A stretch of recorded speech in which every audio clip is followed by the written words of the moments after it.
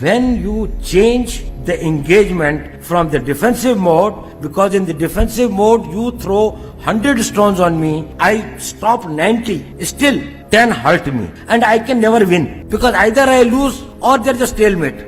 You start war at your time, you throw a stone when you want, you have a peace when you want, you have the talks when you want. We, if you are in the defensive offense, we will see where the balance of equilibrium is. Pakistan's vulnerability is many, many times higher than of India.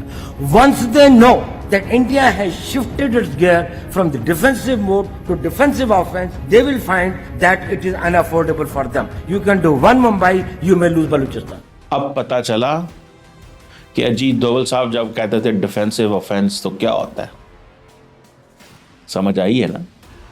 और हम लोग क्या कर रहे हैं, सुत्ते हैं कि वो कह रहे हैं भाईजान हम पाकिस्तान के झंडे को नहीं मानते और हम झंडा नहीं लहराएंगे। वजीर आला बलूचिस्तान को ये कहना पड़ा कि भाई साहब झंडा लहराएं, कौमी तराना चलाएं, झंडा लहराएं, कौमी तराना चलाएं, नहीं तो आप नौकरी से चले जाएंगे। और जो बंदा नहीं चलाएगा कौमी तराना और नहीं झंडे की ऑनर करेगा उसको हम नहीं मानते, निकाल देंगे। मैं तो अब देखिए, अब ये जब सिचुएशन होगी, जब ये सिचुएशन होगी तो फिर मुझे बताया मैं किसके पास जाऊं। और एक और बड़ी बात, इस वक्त में जो वहां पे ऑपोजिशन लीडर है अख्तर मेंगल, वो इस वक्त उन्होंने बायकॉट किया हुआ है, सड़कों पे जुलूस जलसे धरने दे रहे हैं। उसकी वजह यह महारंग बलोच जो है शी इज इन जेल, वो जेल में है। वो कह रहे हैं कि मैं सड़कों पे हूँ, वो प्रोटेस्ट कर रहे हैं। और आपको पता है फिर मीडिया तो ब्लैकआउट करता है हमेशा। So the story is this कि nobody is showing the true picture, कोई सही तस्वीर नहीं बता रहा आपको। अब ये बताए एक वाकया, 2 वाक्य, 4 वाक्य, 10 वाक्य, 15 वाक्य, 20 वाक्य तो हो जाते हैं, हो गए। मतलब if this is a continuous story. और मैं आपको बात बताऊं, there are social media pages on Twitter जो आपको लाइव बताते हैं कि क्या हो रहा है। यानी कि बलोच मिलिटेंट ऑर्गेनाइजेशन अपने जो उनके सोशल मीडिया के बने हुए हैं वो उनको ट्रेस करते हैं, जहां भी हैं वो पाकिस्तानी हुकूमत का इंटरनेट इस्तेमाल करके, पाकिस्तानी हुकूमत के नंबर इस्तेमाल करके यहीं से रिपोर्ट भेजते हैं अपने सोशल मीडिया हैंडलर्स को जो बाहर बैठे हुए हैं, और वो वहां से बेदर्ग होकर रिपोर्टिंग करते हैं। क्या करते हैं वो? रिपोर्टिंग करते हैं, बेदरेग होकर रिपोर्टिंग करते हैं, बेदरेग होकर रिपोर्टिंग करते हैं वो वहां पे।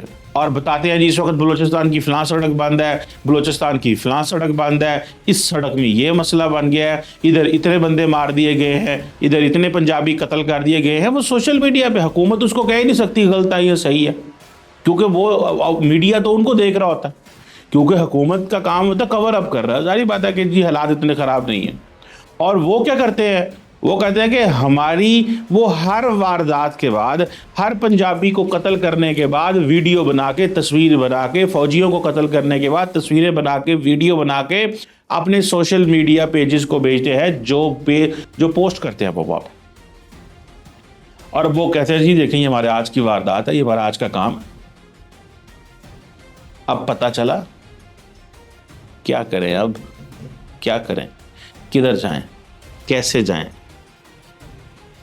ये है वो चीज़ जिसका मेरा ख्याल है the government of Pakistan should pay attention.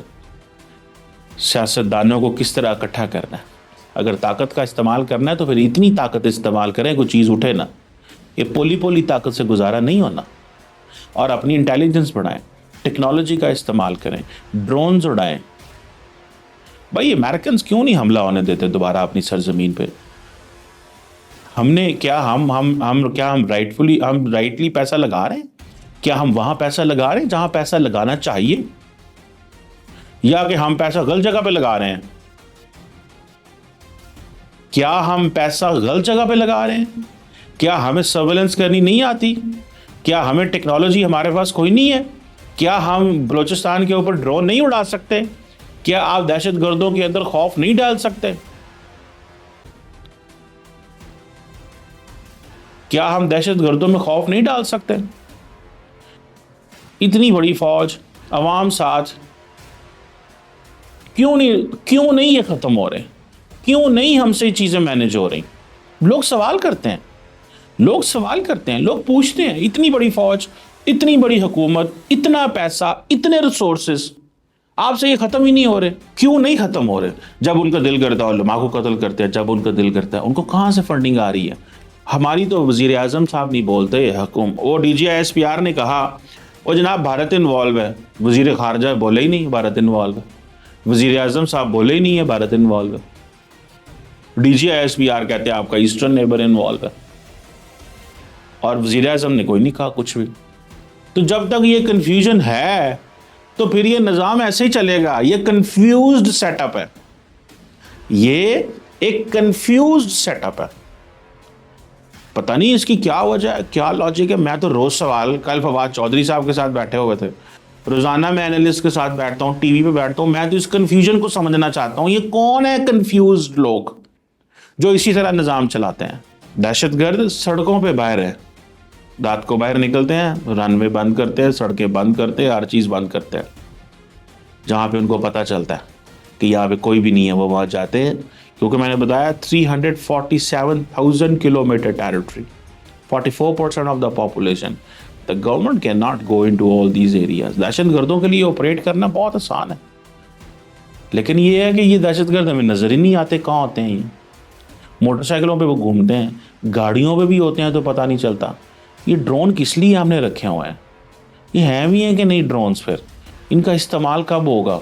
Technology का सहारा क्यों नहीं लेते? इनको सर्च करें, इनको तलाश करें, इनको मारें, इनको ख़त्म करें, इनके अंदर खौफ डालें, टेरर डालें, स्टेट की रिट कायम करें।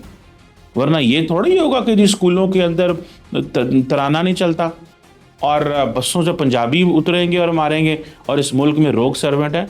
हम हर रोज़ पीछे जा रहे हैं, इस सिलसिले को बंद होना चाहिए।